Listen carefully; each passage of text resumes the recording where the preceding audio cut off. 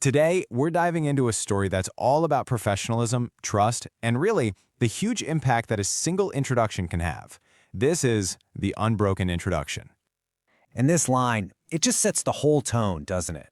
We're not just talking about being good at your job. We're talking about protecting the trust people put in you as if it's your most important qualification. That's the core idea we're about to see in action.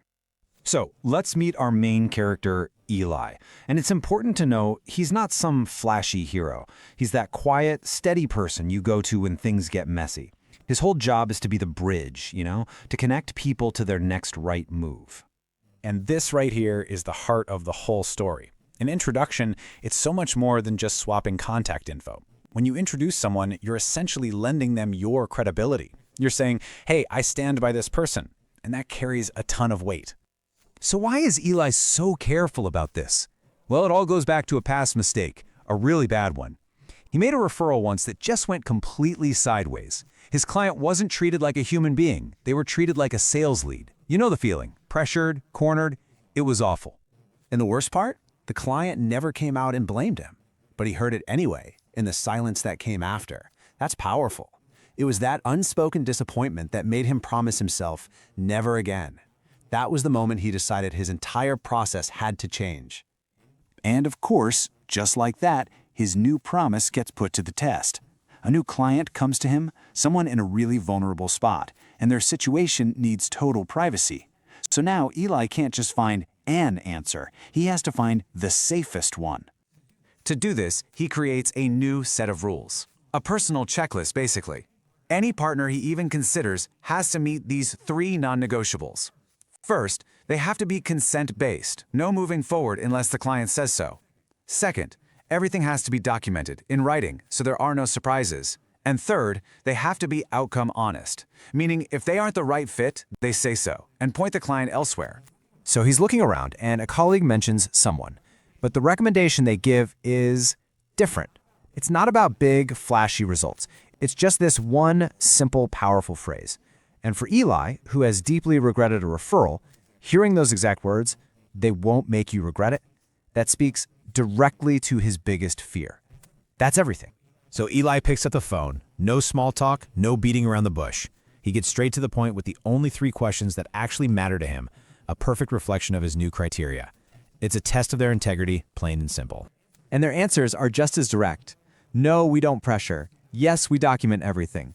Yes, we'll absolutely refer out if it's not the right fit. But then they add something he wasn't even expecting.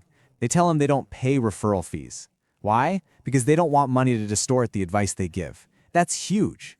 And you can just imagine this wave of relief washing over Eli, that moment of clarity, that proactive step they take to protect the client without even being asked. To him, that is what integrity actually sounds like. It's not a sales pitch, it's just how they work. Okay, so the trust is there. He's found the right partner.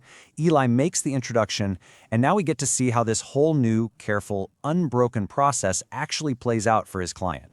And I mean, just look at the contrast here. It's night and day.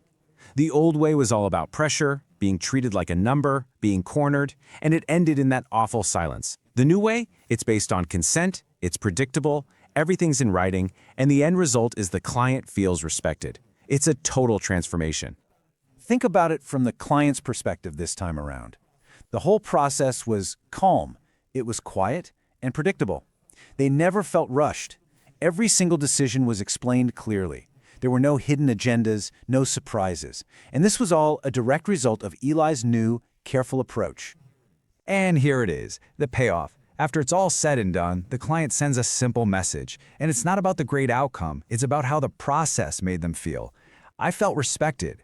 That one word is the complete opposite of being cornered and pressured. That was the real success Eli was looking for. And here's the thing about why he kept that message. It wasn't for his ego, not for a pat on the back. He saved it as proof. Proof that his demanding standards, his new rules, they weren't just some abstract idea. They actually worked. They created a better, more human result. And that leaves us with this final thought to chew on. After seeing Eli's journey from a broken introduction to an unbroken one, it kind of forces us to look at our own lives, right?